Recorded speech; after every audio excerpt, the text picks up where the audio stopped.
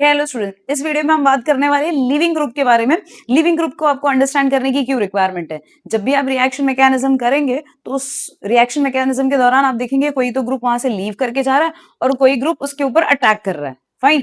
So rate of reaction identify करने के लिए एक फैक्टर होता है जिसपे आप ये डिपेंड करेगा कि लिविंग ग्रुप जितने जल्दी लीव करके जाएगा या लीव करने के बाद अगर वो स्टेबल स्पीशीज बनता है, मतलब उस वाले रिएक्शन की रेट जो होगी वो बेटर होगी एज कंपेयर टू ऐसे किसी रिएक्शन में जहां पे मॉलिक्यूल जब लीव करके जा रहा है तो वो स्टेबल स्पीशीज नहीं बन रहा है। बट ऑब्वियस ना, कोई भी मॉलिक्यूल कहीं से भी या कोई भी atom group of atom leave करके तभी जाएगा अगर कोई स्टेबल स्पीशीज बनता है तो, है ना, वरना वो लीव करके नहीं जाएगा। सो आप रिएक्शन में समझने के लिए यहाँ पे समझो, मैंने यहाँ पे alkyl fluoride chloride bromide iodide लिया हुआ है।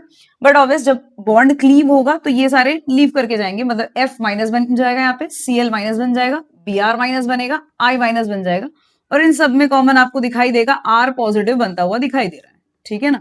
अब मुझे अगर क्वेश्चन में पूछा जाता है कि बताओ, अगर मैं सपोजिटली बोल दूं इस वाले रिएक्शन का रेट जो है R1 R2 R3 R4 करके अगर मैं इन रिएक्शंस को नेम कर दूं तो इसमें किसकी रेट ऑफ रिएक्शन ज्यादा होगी। बट ऑब्वियस आप ये चेक करोगे कि यहां से ग्रुप निकलने के बाद कौन सा स्टेबल बन रहा है ना। अच्छा, ये चीज तो आपने इनऑर्गेनिक में भी पढ़ी और बड़ी जनरल सी है कि जितना एटम की साइज अगर बड़ी रहेगी तो उसके ऊपर नेगेटिव चार्ज जो रहेगा वो डिस्पर्स रह सकता है, मतलब उसकी स्टेबिलिटी जो होगी वो ज्यादा होगी। सो आप इस वाले केस में देखते हो कि F की साइज जो है वो छोटी है, सो इसलिए इलेक्ट्रॉन की डेंसिटी क्लाउड जो होगा वो होल्ड नहीं कर पाएगा। वाइल आयोडीन की अगर आप बात करेंगे तो आयोडीन की साइज बड़ी होने के कारण वो अपने ऊपर इलेक्ट्रॉन की डेंसिटी क्लाउड इजिली होल्ड कर सकता है। सो इस वजह से अगर आप रेट को चेक करोगे तो इस वाले केस में आप देखोगे कि आयोडीन जो है वो बड़े जल्दी निकल के चला जा रहा है एज कंपेयर टू फ्लोरीन को, है ना। सो आप यहाँ पे कंक्लूड कर दोगे that iodine is a better leaving group while F जो रहेगा वो पुअर लिविंग ग्रुप होगा।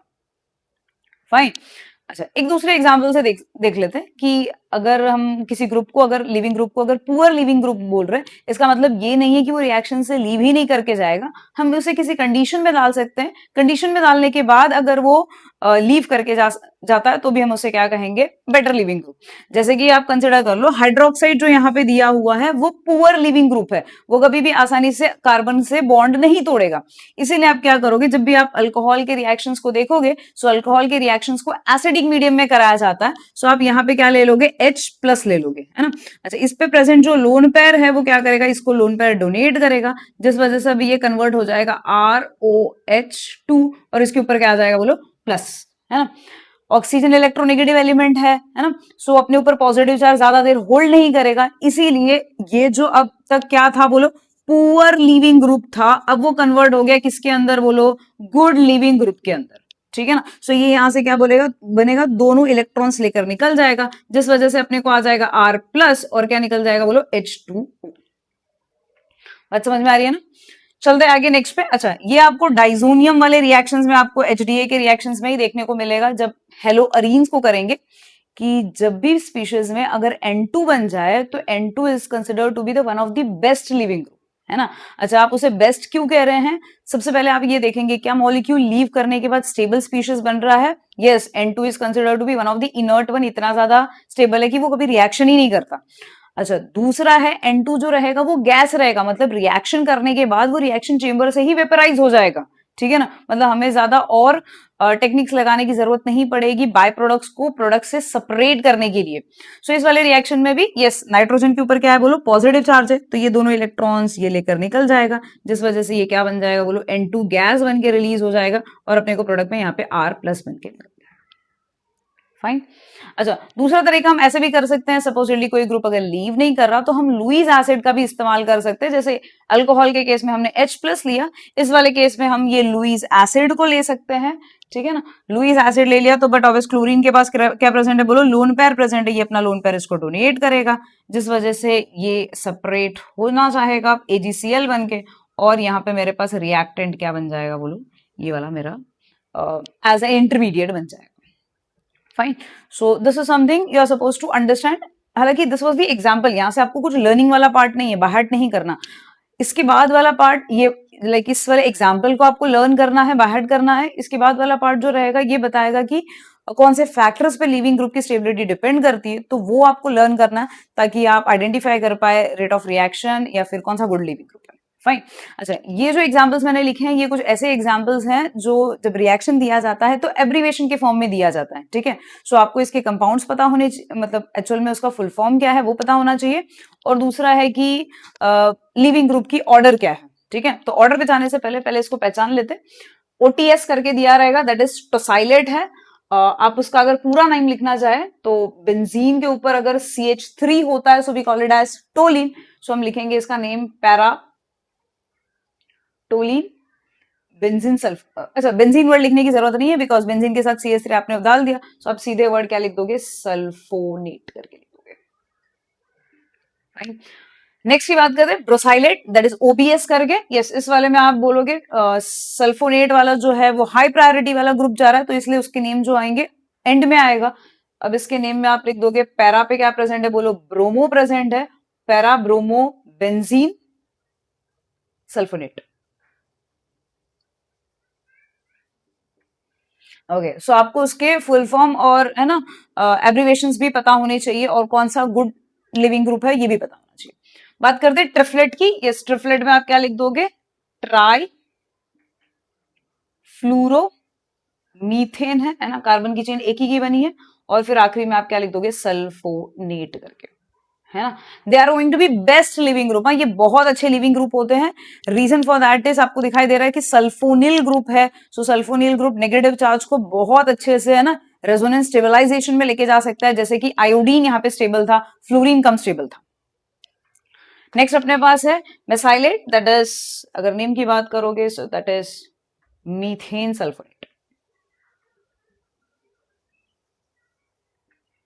चलो अब इसके बारे में बात कर लेते हैं कि कौन से ऐसे फैक्टर्स हैं जिसके ऊपर डिपेंड करती है लिविंग ग्रुप की स्टेबिलिटी, और फिर उसके बाद बात करेंगे ऑर्डर्स क्या होते हैं। सो this is something most important part of the leaving group के बारे में, दैट इज कौन से फैक्टर्स पे डिपेंड करता है लिविंग ग्रुप की स्टेबिलिटी, है ना। मॉलिक्यूल स्टेबलाइज्ड होगा तभी वो लीव करना चाहेगा, वरना वो कार्बन के स्पीशीज को लीव करके जाएगा ही नहीं। अगर रिएक्शन लीव करके नहीं जा रहा मतलब रेट ऑफ रिएक्शन जो होगी वो स्लो होगी। फाइन। सो अगर आपका मॉलिक्यूल गैस बन जाता है, जैसे कि डाइजोनियम वाले केसेस में आप देखेंगे N2 बनता है, so that is the best leaving group. या फिर आपने डार्सन प्रोसेस में भी देखा हुआ है कि SO2 HCl गैस बन के निकल जा रहा है, that was the reason, that was the best method for the preparation of alkyl chloride. Fine. So आपको हमेशा याद रखना है अगर मॉलिक्यूल गैस बन के निकलता है so that is going to be best leaving, that is considered to be the best leaving group, ठीक है ना। सेकंड स्टेटमेंट की बात करता है कि रेजोनेंस स्टेबलाइज्ड। क्या आप रिएक्शन करने के बाद ये देख रहे हैं जैसे टोसाइलेट डोसाइलेट वाले ग्रुप में था ऑक्सीजन के ऊपर negative, that is resonance stabilised ना। क्या उसके पास और भी इलेक्ट्रॉन विड्रॉइंग ग्रुप लगे हुए हैं, जैसे OMS में इलेक्ट्रॉन विड्रॉइंग ग्रुप्स नहीं है, लेकिन ट्रिफलेट में इलेक्ट्रॉन विड्रॉइंग ग्रुप वहां पे प्रेजेंट है। So triflate will be considered to be the better leaving group as compare to mesylate, है ना। सो आप क्या देखेंगे, जब लीव करने के बाद वो जो नेगेटिव चार्ज है क्या वो डीलोकलाइज्ड है, क्या वो डिस्पर्स्ड है, then that is considered to be a best leaving group. Next की बात करें दैट इज पोलराइजेबिलिटी, साइज या वीक बॉन्ड स्ट्रेंथ, है ना। सीधी सी बात है, अगर बॉन्ड की स्ट्रेंथ जो है वो वीक है तो बड़ी आसानी से टूट जाएगा, या फिर जिसकी साइज बड़ी है तो नेगेटिव चार्ज को बहुत अच्छे से होल्ड कर सकता है। दैट इज आप ये वाले एग्जांपल्स में देख सकते हो कि हमने पहले उस चीज को देख लिया है कि F जो होगा वो पुअर लिविंग ग्रुप होगा। पुअर लिविंग ग्रुप इसलिए होगा क्योंकि साइज छोटी है, नेगेटिव चार्ज ज्यादा डिस्पर्स नहीं हो सकता। Okay, next it should be a weak base, और यहाँ पे मैंने जो एग्जांपल्स लिखे हैं वो अच्छे बेस के एग्जांपल्स लिखे हैं, मतलब ये पुअर लिविंग ग्रुप है ना। वीक बेस क्यों बोला जा रहा है यहाँ पे, सिंपली अगर वो अच्छा बेस रहेगा, उसके पास इलेक्ट्रॉन्स अच्छे हैं, तो वो क्या करेगा, कार्बन से तो बॉन्ड ब्रेक ही नहीं करेगा।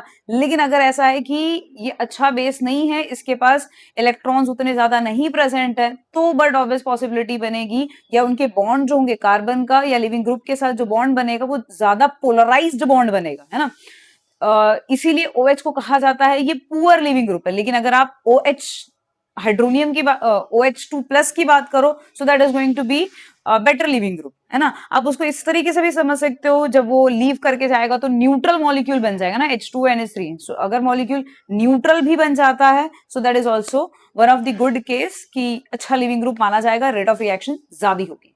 फाइन। अच्छा, इसके बाद आखिरी वाला पार्ट देख लेते हैं जिसके अंदर हम ये देखेंगे कौन से ऑर्डर क्या है लिविंग ग्रुप की एबिलिटी का, ठीक है। अच्छा, सो यहाँ पे हम ऑर्डर्स को देख लेते हैं। इनफैक्ट ऑर्डर से भी आपको अच्छी क्लैरिटी आ जाएगी कि जो हमने पॉइंट्स डिस्कस किया, गैस होना, रेजोनेंस स्टेबिलिटी होना, पोलैरिटी या फिर साइज की हमने बात की, वीक बेस की बात की, न्यूट्रल मॉलिक्यूल होना चाहिए, वो कैसे गवर्न कर रहा है ना।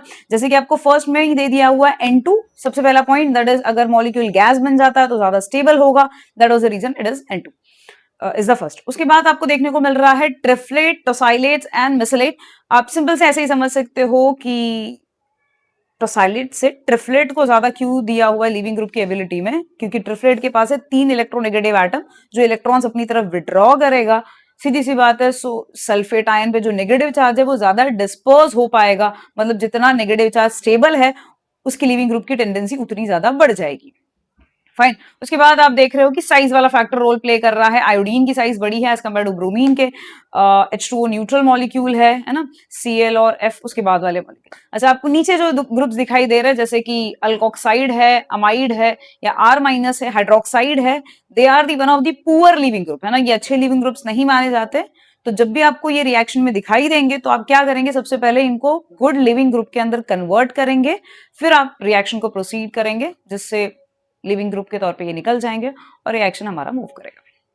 अच्छा, सॉल्वेंट कोई रोल प्ले नहीं करता लिविंग ग्रुप की एबिलिटी पे, है ना, सॉल्वेंट का इसमें कोई रोल नहीं रहेगा। So that's all for the leaving group. बहुत छोटा सा वीडियो है बट बहुत ज्यादा इंफॉर्मेटिव है, चीजें बहुत अच्छे से क्लियर हो जाएगी। सो आप इसका नोट्स बनाएंगे। So good bye, good luck. Next lecture में हम देखने वाले हैं सॉल्वेंट के बारे में, which is also the one of the important, है ना, रोल प्ले करता है रिएक्शन मैकेनिज्म को समझने के लिए। So start next lecture, solvents.